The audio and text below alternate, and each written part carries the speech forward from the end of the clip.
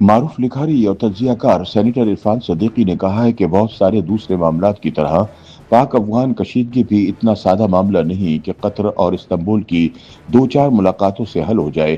ان کا کہنا ہے کہ پاکستان کے ساتھ افغان انتظامیہ کا تنازع محض چند اختلافات تک محدود نہیں۔ افغانستان کے حکمران طالبان آسانی سے تحریک طالبان کے نیٹ ورک کے خلاف کارروائی پر آمادہ نہیں ہوں گے، کیونکہ وہ ان کے اسلحہ خانے کا سب سے ہلاکت آفرین ہتھیار ہے، جس سے دستبردار ہونے کا مطلب خود کو کلی طور پر غیر مسلح کرنے کے مترادف ہے۔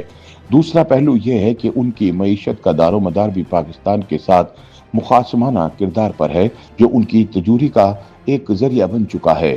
روزنامہ جنگ کے لیے اپنے تجزیے میں عرفان صدیقی کہتے ہیں کہ حالیہ مذاکرات کے دوران افغان حکومت کا یہ موقف ایک بار پھر ابھر کر سامنے آیا کہ طالبان کی جانب سے دہشت گردی کی کارروائیاں پاکستان کا داخلی معاملہ ہے، لہٰذا وہ خود اسے کیوں حل نہیں کرتا۔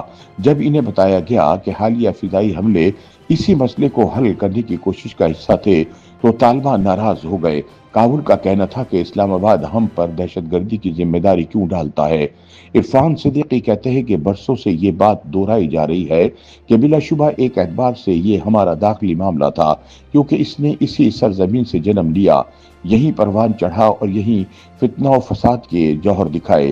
لیکن کیا 2007 سے آج تک 18 برس میں کچھ نہیں بدلا؟ ایسی فضول دلیل کو دہرایا جائے جس کا منترا آج بھی افغانستان کی عبوری حکومت پڑھ رہی ہے۔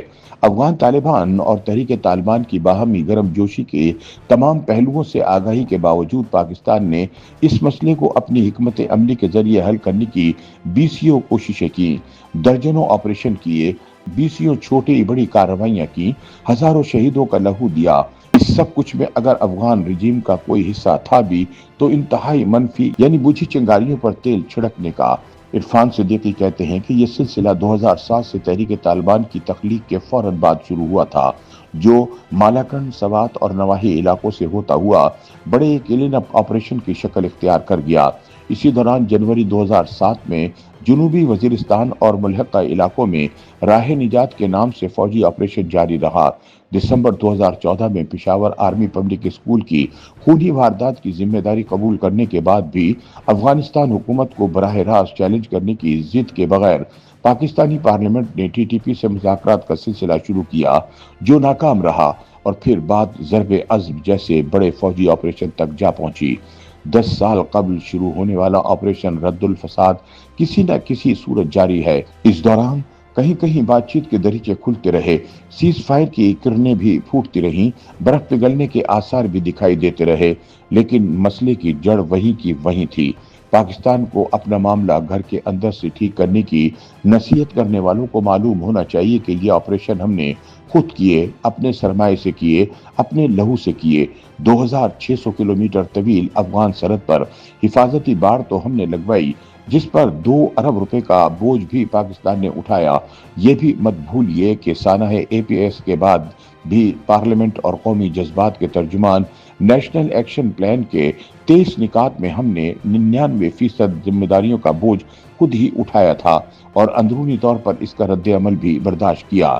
ایک قومی ایجنڈا سیٹ کیا، قتل کے الزام میں سخت سزائیں دی، فوجی عدالتوں کی راہ ہموار کرنے کے لیے آئینی ترامیم کی گئیں، نئے ادارے بنائے، کڑے قوانین اور ضابطے نافذ کیے، میڈیا پر قدغنیں لگائی، گویا سبھی کچھ اپنے سر لے لیا۔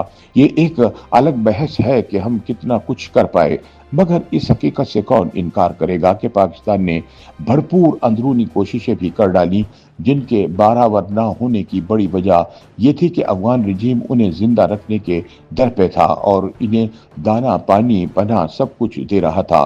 عرفان صدیقی کہتے ہیں کہ اس کے باوجود افغان رجیم یہ سوال کر رہا تھا کہ پاکستان خود کیوں کچھ نہیں کرتا۔ تنگ آ کر پاکستان نے کچھ فضائی حملے کیے ہیں تو افغان انتظامیہ نے ہاہاکار مچا دی۔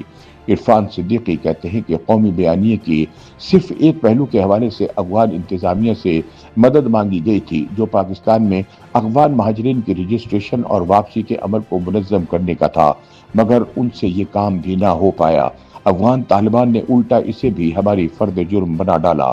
تو اب پاکستان جانے اور وہ جانے جو پاکستان سے جنگ آزما ہے، جو روز ہمارے شہیدوں کی لاشیں گرا رہے ہیں، روز ہمارے گھر ماتم کدے بنا رہے ہیں، یہ بھیانک کھیل گرم جوش میزبانی اور بے سمت سفارتکاری سے ذرا آگے کا ہے۔ معاملہ ایک نازک موڑ تک پہنچ چکا ہے۔ ایسے میں کابل کی حکمران قیادت اور اس کی اہلیت پر سوالات اٹھ رہے ہیں۔ اگر پاکستان اتنا کچھ کر لینے اور اتنے گہرے زخم کھانے کے بعد اپنے عوام، اپنی سرزمین کے تقدس اور اپنی قومی سلامتی کے لیے ایسے سرکش گروہوں کو اپنی طاقت کے بلبوتے پر روکتا یا ان کی سرکوبی کرتا ہے جو افغانستان کی سرزمین میں پناہ لیے بیٹھے ہیں، تو اس پر کابل کو جزبز ہونے کی ضرورت نہیں۔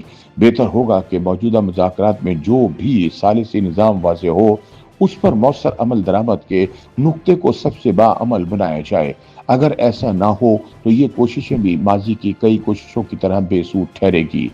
سینیٹر عرفان صدیقی کا کہنا ہے کہ پاکستان بہرحال ایک نہایت مثبت، تعمیری، نتیجہ خیز اور بامعنی مذاکرات چاہتا ہے جو محض لیپا پوتی تک محدود نہ رہیں، بلکہ دونوں ممالک کے باہمی تعلقات کو معمول پر لانے کے لیے معاون ثابت ہوں۔ اس ضمن میں قطر اور ترکی کی کوششیں نہایت قابل احترام ہیں، لیکن جب تک یہ چشمہ کابل کے سنگ زاروں سے نہیں پھوٹے گا، بات کسی بھی صورت آگے نہیں بڑھے گی۔ YouTube پر گوگلی نیوز دیکھنے کے لیے youtube.com کی سرچ بار میں googly news T V type کریں۔ گوگلی نیوز کے پیج پر سرخ رنگ کے سبسکرپشن والے بٹن پر کلک کرنا نہ بھولیے۔ YouTube پیج پر اپلوڈ ہونے والی ویڈیوز سے باخبر رہنے کے لیے بیل آئیکن پر کلک کیجیے۔ آپ کو ہر نئی ویڈیو کے بارے میں نوٹیفیکیشن موصول ہو جائے گا۔